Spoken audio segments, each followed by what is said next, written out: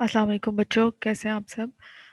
आज हम अपनी बुक 0837 एमएड की एजुकेशनल रिसर्च का यूनिट नंबर 9 स्टार्ट करेंगे और इसका टाइटल है राइटिंग ए रिसर्च रिपोर्ट। इस यूनिट के ऑब्जेक्टिव्स हैं कि आपको रिपोर्ट राइटिंग का सिग्निफिकेंस मालूम हो जाए, उसके फ़ायदे क्या हैं, रिसर्च रिपोर्ट के मेन डिविजन्स क्या हैं, यानी कि उसको कितने सेक्शंस में डिवाइड किया जाता है, उसके सेक्शंस का इंट्रोडक्शन कैसे लिखते हैं और उनके सब सेक्शंस क्या होते हैं, मेन बॉडी को कैसे लिखा जाता है और इन चीज़ों को लिखने के लिए हमें किन बातों का ख्याल रखना चाहिए, वो हम सब आज डिस्कस करेंगे। What is a research report? Research report actually जब हम रिसर्च को कंप्लीट कर लेते हैं तो उसके जो रिजल्ट्स हैं उनको एक ऑर्गेनाइज्ड और सिस्टमेटिक वे में रिप्रेजेंट किया जाता है, प्रेजेंट किया जाता है एजुकेशनल रिसर्च रिपोर्ट में। रिसर्च रिपोर्ट एक कंप्लीट स्टडी है दैट इन्वेस्टिगेशन और exploration of a problem, identifies questions to be addressed and includes data collected, analyzed and interpreted by the researcher को रिपोर्ट करती है।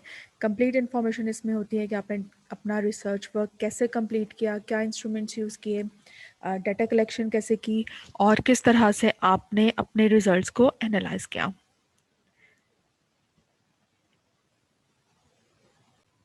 नेक्स्ट है कि रिसर्च रिपोर्ट और रिसर्च आर्टिकल में क्या डिफरेंस है। रिसर्च रिपोर्ट एक प्राइमरी सोर्स है, इसमें रिसर्चर ने जो काम खुद से किया होता है उसको लिखा जाता है, जबकि रिसर्च आर्टिकल एक सेकेंडरी सोर्स है, इसमें आप ओरिजिनल काम को रिपोर्ट नहीं करते बल्कि जो रिसर्चर ने या ऑथर ने काम किया होता है उसको एक्सप्रेस करते हैं। ओरिजिनल को नहीं, जो काम किया होता है ऑथर ने, जो काम लिखा होता है उसको नेक्स्ट हम आर्टिकल में कोट करते हैं और लिखते हैं। रिसर्च रिपोर्ट किसी भी यूनिवर्सिटी की तरफ से हो, किसी भी यूनिवर्सिटी को रिप्रेजेंट करनी हो, किसी भी रिसर्च प्रोजेक्ट ऑर्गेनाइजेशन को आपने रिपोर्ट करनी हो तो उसका लिखने का तरीका एज सच मुख्तलिफ हो सकता है, लेकिन कॉमनली रिसर्च रिपोर्ट जो है वो 3 सेक्शंस में 3 मेन सेक्शंस पर मुश्तमिल होती है। अब बाकी ये कि अगर आपने कोई रिसर्च वर्क किया है अपनी डिग्री के लिए तो आपकी यूनिवर्सिटी इसके अंदर कुछ सब सेक्शंस डिमांड करेगी जो डिफरेंट हो सकते हैं, लेकिन on the whole research report का जो मेन सेक्शंस हैं वो ये 3 है। पहला इंट्रोडक्टरी सेक्शन, दूसरा main body of the report और तीसरा रेफरेंस सेक्शन। इंट्रोडक्टरी सेक्शन, इसमें सबसे पहले टाइटल पेज होता है, एक्नॉलेजमेंट्स होते हैं, अगर आपका काम किसी ने आप मतलब काम करने में आपकी हेल्प की है और आप उसकी खदमात का एतराफ़ करना चाहते हैं, उसके किए हुए काम को एक्नॉलेज करना चाहते हैं तो आप यहाँ पर इस सेक्शन में करते हैं। Table of contents, list of tables, list of figures और एब्स्ट्रैक्ट।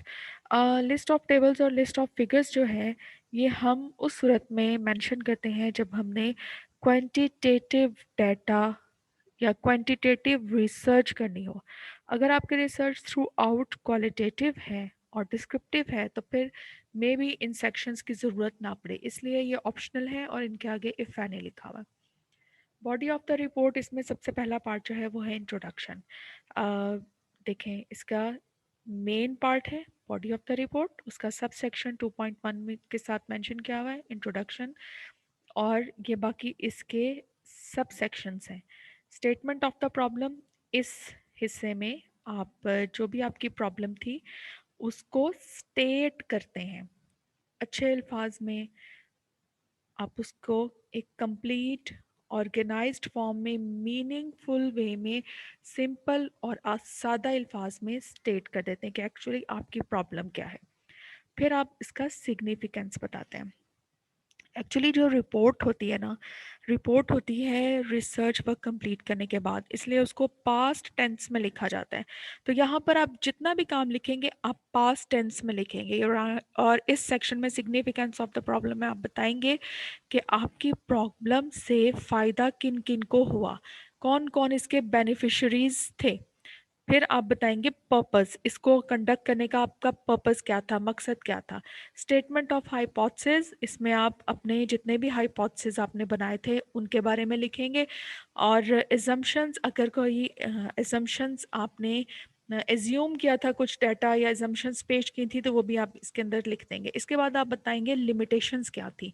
बच्चों, हमने एक दो दिन पहले जो रिसर्च की टाइप्स डिस्कस की थी, उनमें मैंने आपको एक रिसर्च प्रॉब्लम बताई थी कि फ़र्ज़ किया कि रिसर्चर चाहता है कि प्राइवेट, पब्लिक और मदरसा सेक्टर के स्कूलों के क्लास 4 के स्टूडेंट्स की एकेडमिक अचीवमेंट का कंपैरिजन करें।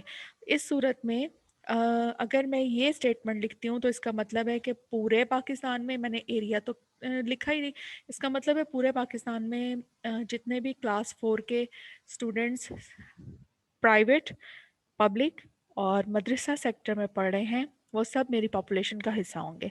लेकिन इतना सारा डाटा मैं कलेक्ट नहीं कर सकती, तो मैं उसको एरिया स्पेसिफाई कर देती हूँ कि जी मैं तो ये रिसर्च स्टडी जो है ना करना चाहती हूँ सिर्फ और सिर्फ पंजाब में। फिर मैं उसका जब मैं एरिया स्पेसिफाई कर देती हूँ, तो इसका मतलब है कि पंजाब में जितने 36 डिस्ट्रिक्ट्स हैं, उसमें जितने भी स्कूल पब्लिक, प्राइवेट और मदरसा सेक्टर के इस कैटेगरी में फॉल कर रहे हैं, वो सब के सब उन स्कूलों के क्लास 4 के स्टूडेंट्स मेरे इसमें रिसर्च वर्क का हिस्सा हैं। इसको फिर भी अगर मैं समझती हूँ कि डाटा बहुत वास्ट हो जाएगा, बहुत ज़्यादा हो जाएगा, तो मैं उसको लिमिट कर देती हूँ। मैं कह देती हूँ कि जी ये स्टडी जो है ये सिर्फ फीमेल स्टूडेंट्स के लिए थी, या हो सकता है मैं उसको लिमिट कर दूँ कि इस रिसर्च स्टडी में जो स्कूल सेलेक्ट किए गए हैं वो वो सिर्फ अर्बन एरियाज़ के स्कूल थे। मज़ीद लिमिटेड किया जा सकता है कि जी मैं अपनी रिसर्च वर्क को 36 डिस्ट्रिक्ट्स में पॉसिबल नहीं है, तो मैं 9 डिस्ट्रिक्ट्स में इसको कंडक्ट करूँगी। ये लिमिटेशंस है, ये आपने लिखनी होती हैं कि आपने अपने रिसर्च वर्क को लिमिट कहाँ तक कर लिया था। डेफिनेशन ऑफ इम्पॉर्टेंट टर्म्स, अगर इस दौरान रिसर्च के दौरान आपकी कुछ इम्पॉर्टेंट टर्म्स आपने यूज़ की हैं, उनको आप यहाँ पर डिफ़ाइन कर देते हैं। जैसे फॉर एग्जांपल यूनेस्को, ठीक है, यूनेस्को उसका कंप्लीट जो उसकी टर्म है उसको आप इस सेक्शन में डिफाइन करेंगे। रिव्यू ऑफ रिलेटेड लिटरेचर, इसमें जितनी भी प्रीवियस रिसर्चेज हो चुकी हैं आपके टॉपिक से रिलेटेड, उनको आप रिव्यू करते हैं ताकि मालूम हो जाए कि आपके पास अपने फील्ड से रिलेटेड जितना भी काम हो चुका है उस बारे में इंफॉर्मेशन मौजूद है, और जितने लोगों ने काम किया है उनका काम आप यहाँ पर एनलिस्ट कर देते हैं। डिज़ाइन ऑफ द स्टडी, इस सेक्शन में आप डिस्क्राइब करते हैं कि आपकी रिसर्च का डिज़ाइन क्या था और आपने डाटा के सोर्सेज कौन से इस्तेमाल किए। प्राइमरी सोर्स इस्तेमाल किया, सेकेंडरी सोर्स इस्तेमाल किया, और आप डिस्क्राइब करेंगे कि आपका सैम्पलिंग प्रोसीजर क्या था, और फिर आप डिस्क्राइब करेंगे कि आपने सैम्पलिंग के लिए कौन सी मेथडोलॉजी इस्तेमाल की। फिर आप बताएंगे कि मेथड्स और इंस्ट्रूमेंट्स ऑफ डाटा गैदरिंग, आपने डाटा गैदरिंग के लिए जो मेथड्स इस्तेमाल किए और इंस्ट्रूमेंट्स इस्तेमाल किए वो कौन कौन से थे। जैसे हमने अपने पिछले चैप्टर में पढ़ा था कि डाटा गैदरिंग के इंस्ट्रूमेंट्स में क्वेश्चनेयर है, इंटरव्यू शेड्यूल है, चेकलिस्ट हैं, ओपिनियनर है, रेशो स्केल है, उनमें से आपने कौन सा इंस्ट्रूमेंट इस्तेमाल किया वो आप इसमें मेंशन करते हैं। स्टैटिस्टिकल ट्रीटमेंट में आप मेंशन करेंगे कि जब आपने डाटा अपना प्रेजेंट किया और अपने हाइपोथेसिस को एक्सेप्ट या रिजेक्ट किया तो आपने कौन सी स्टैटिस्टिकल ट्रीटमेंट लगाई, क्योंकि हाइपोथेसिस को हम ऐसे ही रिजेक्ट नहीं कर सकते या एक्सेप्ट नहीं कर सकते, हमें उसको एक्सेप्ट करने के लिए या रिजेक्ट करने के लिए एक स्ट्रॉन्ग स्टैटिस्टिकल ट्रीटमेंट देनी होती है, स्ट्रॉन्ग फार्मूला लगाना होता है। फिर आप बताएंगे कि आपने डाटा को एनालाइज कैसे किया।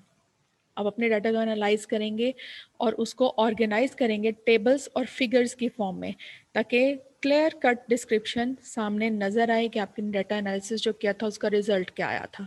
रिजल्ट्स एंड डिस्कशन, इस सेक्शन में आप अपनी मेजर फाइंडिंग्स को, और अगर आपने अपने हाइपोथेसिस को एक्सेप्ट किया है या रिजेक्ट किया है, तो उसका रिजल्ट और उसकी डिस्कशन तमाम का तमाम बातें आप इसमें इस सेक्शन में लिखेंगे।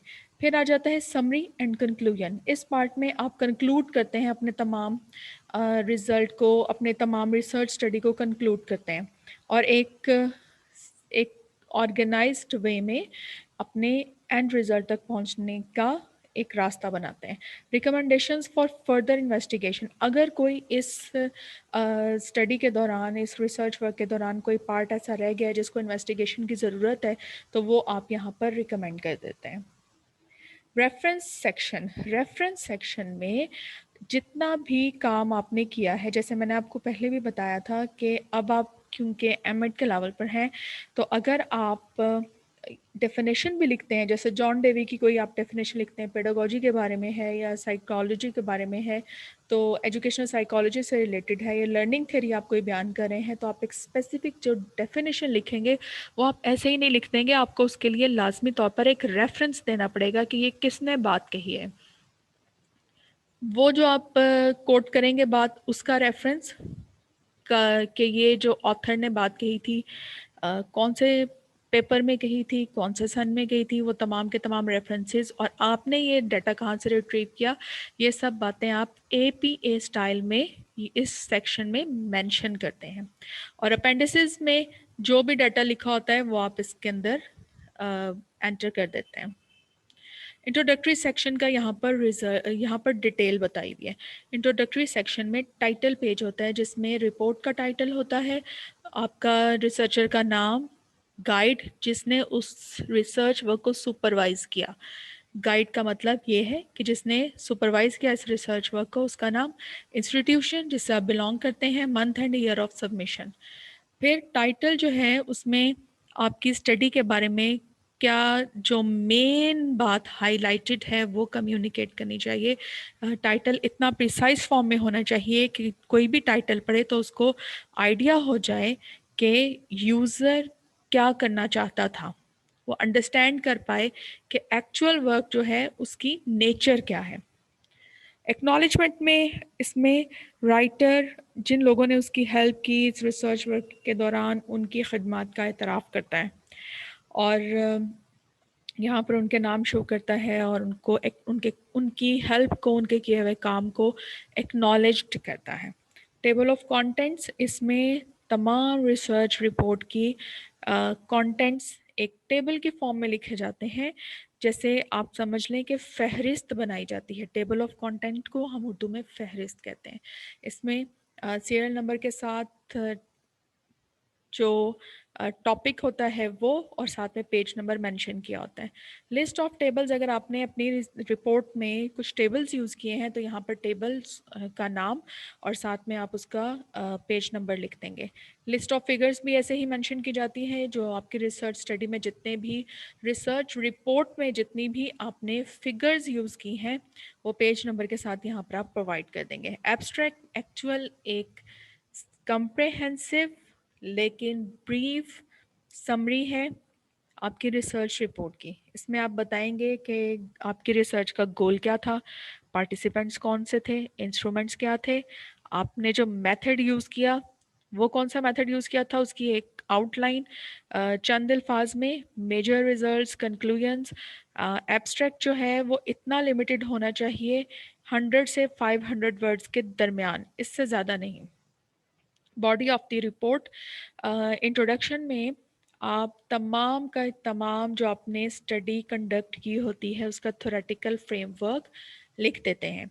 इसमें बैकग्राउंड इंफॉर्मेशन जो आपके टॉपिक से रिलेटेड बैकग्राउंड इंफॉर्मेशन थी, जहाँ से आपको ये रिसर्च करने का आइडिया आया, इसकी वजह, रैशनल यानी कि अक्ली वजह या उसकी लॉजिक, इस रिसर्च की क्या लॉजिक है, और ये तमाम चीज़ें जो हैं वो इंटरेस्टिंग भी होती हैं और आपके रिसर्च रिपोर्ट को वर्थ भी देती हैं। Introduction begins with a description of research problem or topic and includes objectives, significances of the problem, research question, statement of hypothesis, if any.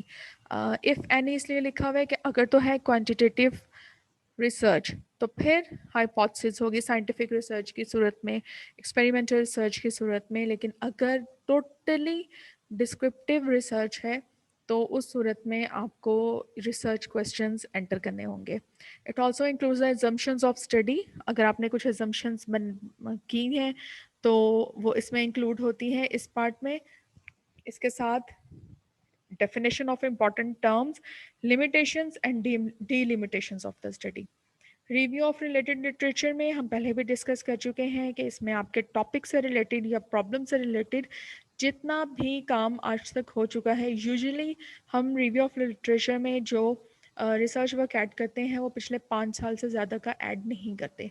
बहुत सारे केसेस में 3 साल से ज़्यादा का नहीं लिया जाता, लेकिन 5 साल से ज़्यादा का ऐड नहीं करते। अगर नहीं मिलता फिर आप फर्दर जाते हैं कि 7 साल का कर लें या 10 साल का, जिस तरह से आपका सुपरवाइज़र आपको गाइड करता है उस तरीके से। फिर डिज़ाइन ऑफ द स्टडी में detail description of methodology used in the study, जो आपने यूज़ की थी।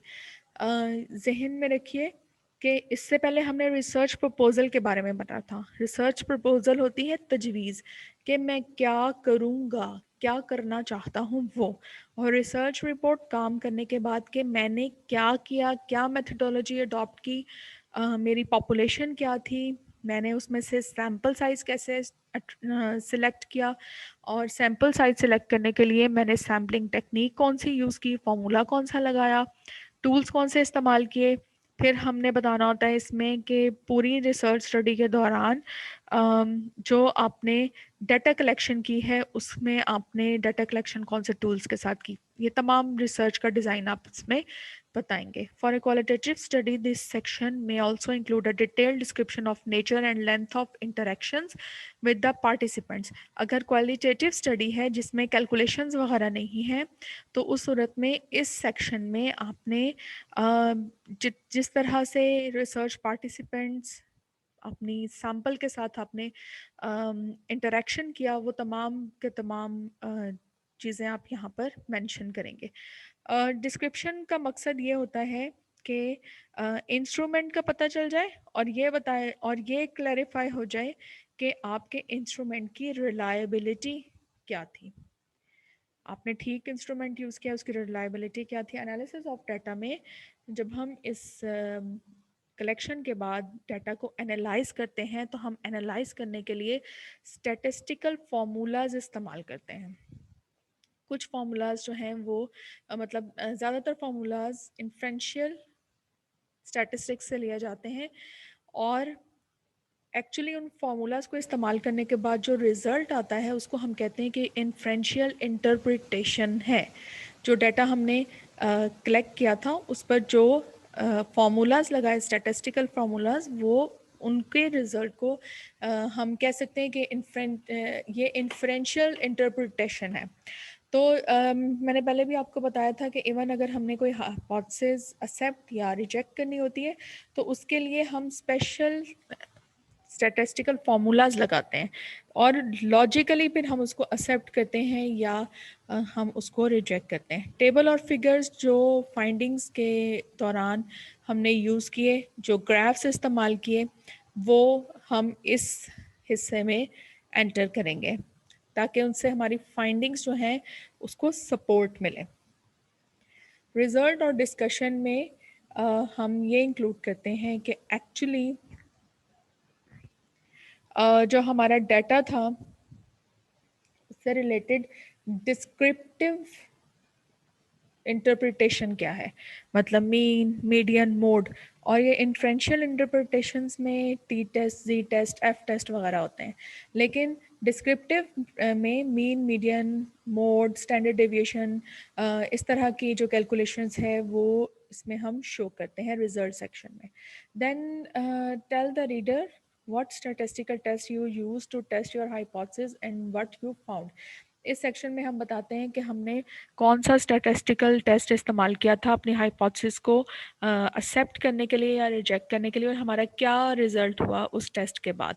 इसमें तमाम का तमाम जो रिजल्ट है उसकी उसके बारे में इंफॉर्मेशन हमें इस सेक्शन में मिलती है। और discussion of research report section presents the theoretical and practical implication of finding and make recommendations for the future research, कि फ्यूचर में आप इस रिसर्च को किस तरह से इस्तेमाल कर सकते हैं।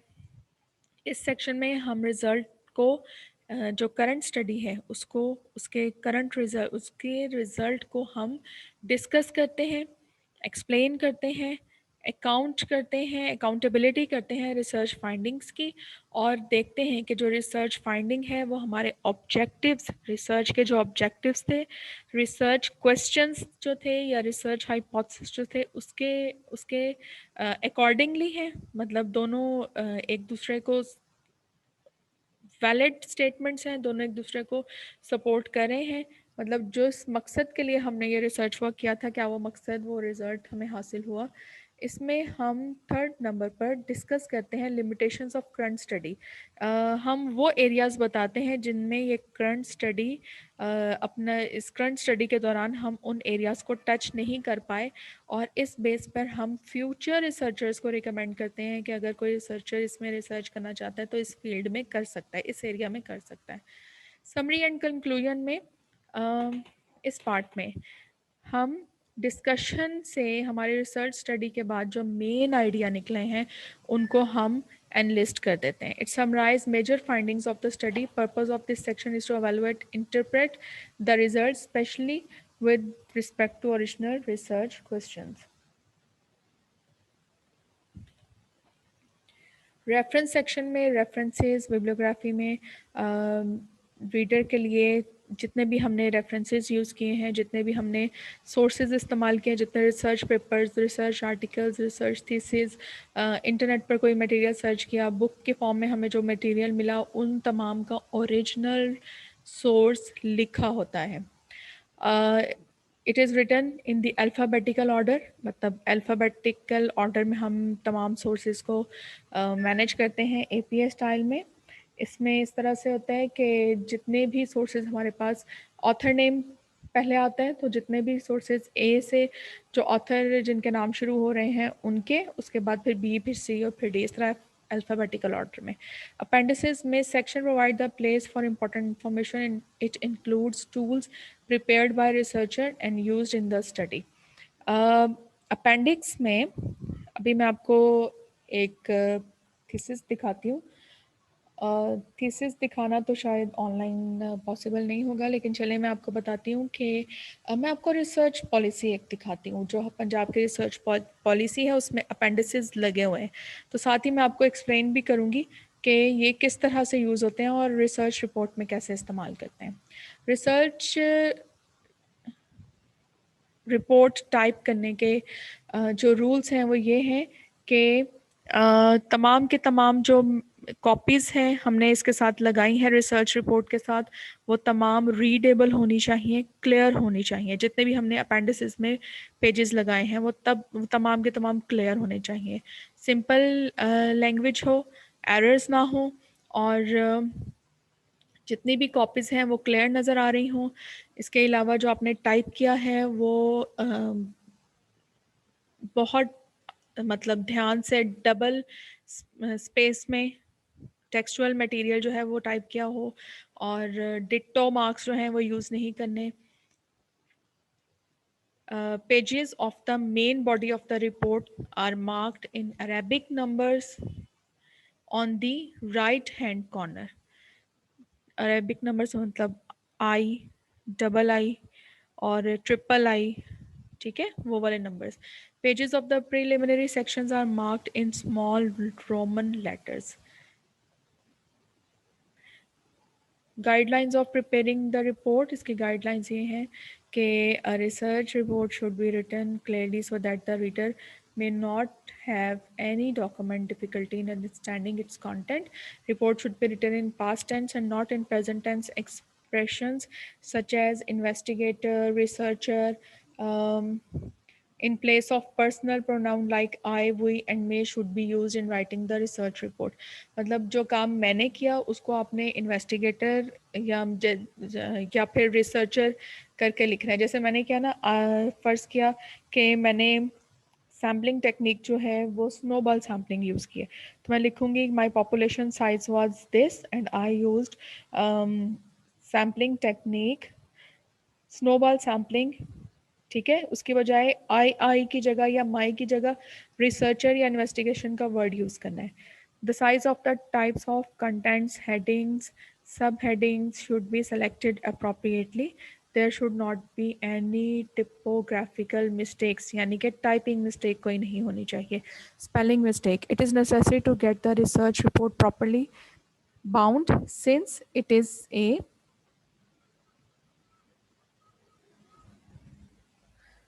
अच्छा जी, इसमें ये है कि लास्ट जो है इसका मतलब ये है कि जो रिसर्च रिपोर्ट है प्रॉपरली बाउंड होनी चाहिए। अगर रिसर्च रिपोर्ट आप प्रेजेंट कर रहे हैं तो यूजुअली जो आजकल टेप बाइंडिंग चलती है वो करवा लें, नहीं तो फिर बेहतर ये है कि उसको एक हार्ड बाइंडिंग के फॉर्म में करवा लें, जैसा आपका सुपरवाइज़र आपको गाइड करते हैं वैसे उस तरीके से। लेकिन कभी भी स्टेपलर लगा के पेजेस वैसे ही पेश ना करें, वो एक अच्छी प्रैक्टिस नहीं समझी जाती। तो अब मैं आपको दिखाती